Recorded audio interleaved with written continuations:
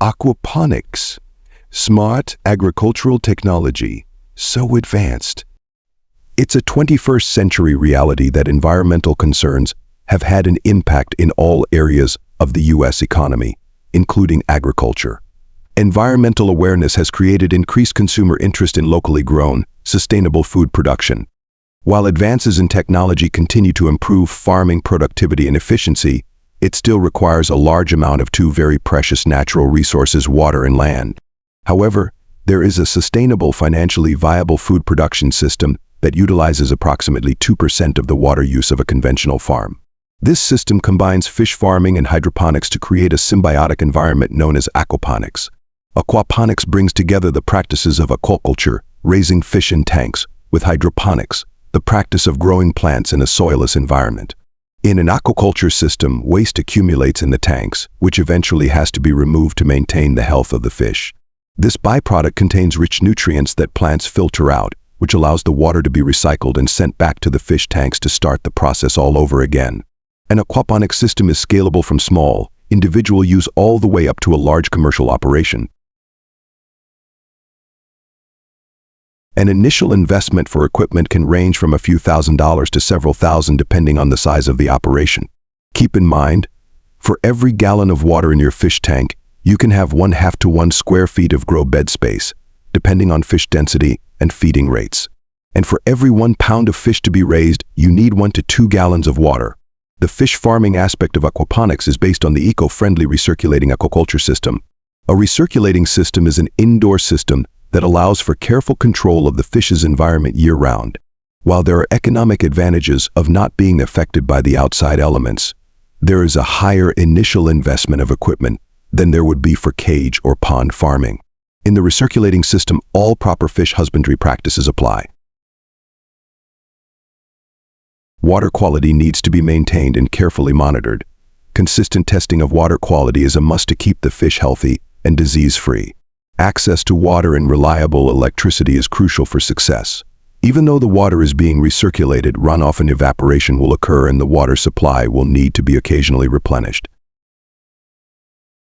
Electricity or some sort of power is necessary to keep the fish tank at the ideal temperature and run pumps to circulate water back between tanks. This type of optimal condition allows for a fast-growing stock that is less susceptible to disease, but regular observation is still an important factor in maintaining fish health. Any behavioral changes, particularly during feeding, is an indicator of problems. The feed you use will be determined by the type of species you choose to raise. But whichever feed you select, it must provide a complete diet and be of the floating variety. An auto or demand feeder is frequently used in the recirculating environment. Even though the feeding process is automated, you still want to be present to observe feeding behavior. Tilapia is the most common species raised in the recirculating system because of its large size, rapid growth, high densities, and hardiness.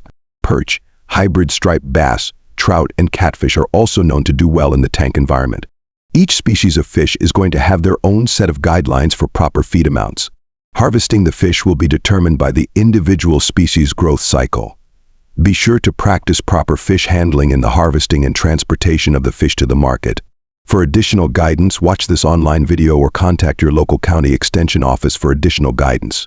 The key component to the recycling aquaculture system is the removal of the harmful waste products and uneaten food from the rearing tanks while continuing to recycle the water.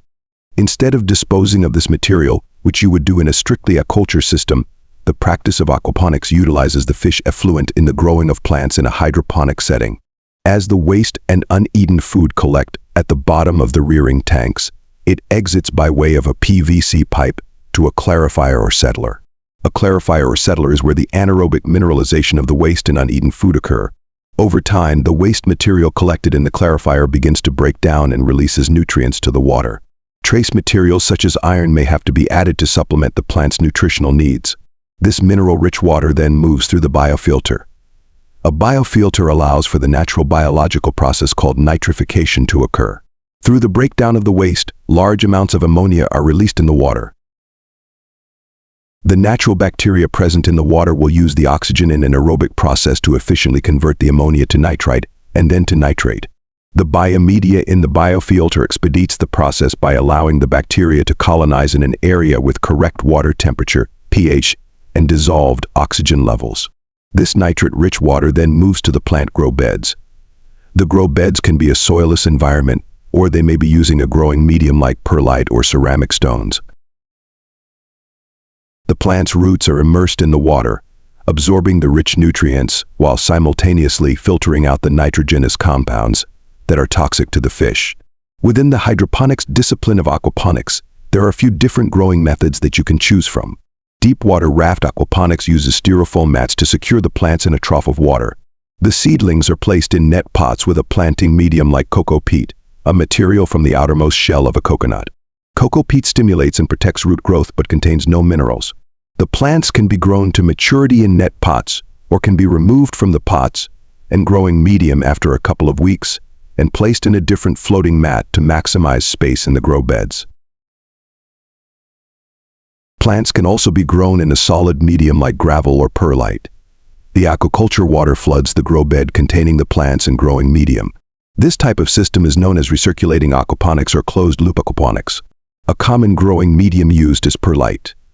Perlite is a volcanic rock that provides superior root growth by absorbing the nutrient-rich water and keeping the moisture level constant and consistent throughout the plant's root system. Depending on the growing technique, there are several medium options to choose from.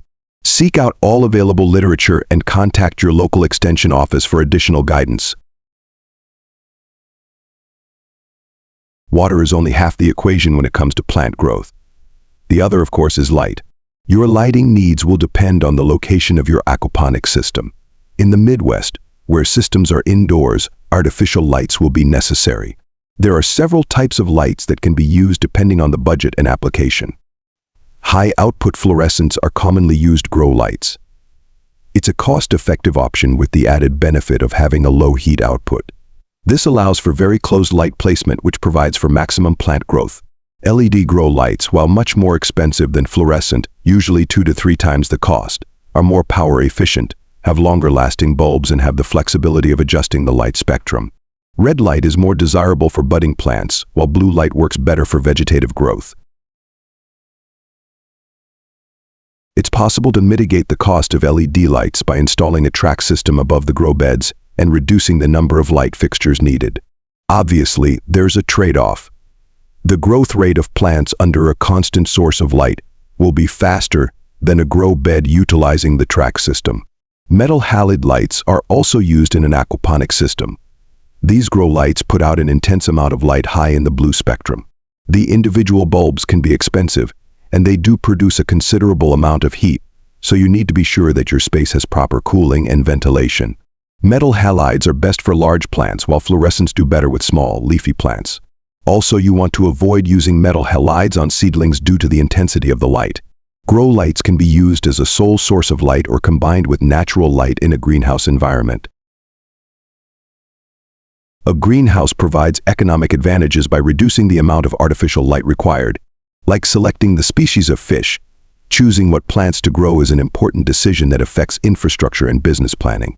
Leafy greens like lettuce and cabbage and herbs like basil and oregano do well in an aquaponic system, but any common garden vegetable can be grown. Careful consideration must be given with plant selection because in an aquaponics operation, the plant side tends to generate more income. Study the markets and choose plants that will bring the largest profit margin. Focus in on markets that will pay a premium for organically grown vegetables like farmers markets and stores that specialize in natural and organic food. Packaging your own product is also an option. For more information on plants, seek out additional literature and contact your local extension office for guidance. As the water moves through the grow bed and the plants pull out the nutrients, the filtered water flows from the bed to the lowest point in the system, called a sump. From there, the water is pumped back into the rearing tanks and the cycle continues. Some micronutrients such as iron and magnesium may need to be added to the system to ensure plant health. Aquaponics reduces the environmental footprint in crop production and allows for cultivating plants in locations you don't typically associate with farming, from a windowless basement to a remodeled urban townhouse to a retrofitted factory building. As long as there is access to electricity and water, fish and crops can be raised in this indoor, eco-friendly, symbiotic environment. However, with the ability to raise fish and grow plants indoors year-round, a major issue to consider is the energy costs associated with heating and air conditioning. HVAC is one of the biggest expenses in an aquaponics operation. Making sure the building is well insulated will cut down on this cost. Water temperature needs to be maintained for the health of the fish, and room temperature needs to be regulated for plant growth. Each aquaponics system can be designed to maximize the use of available space. A room with high ceilings can allow for the stacking of grow beds. This will require more pumps and plumbing, but the investment will allow for more plant production. Utilizing natural light from existing windows in an old factory building can also help by reducing artificial lighting costs. With careful planning and caretaking, aquaponics can not only be an eco-friendly, sustainable food production system, but a profitable business with significant growth potential. This video has provided an introduction into aquaponics. If you're thinking about starting your own operation, seek out additional information on the web and/or contact your local extension office for guidance. Thank you for joining us on this journey into the fascinating world of aquaponics. If you're inspired to start your own system or have any questions, let us know in the comments below. Don't forget to like, share, and subscribe for more sustainable farming tips.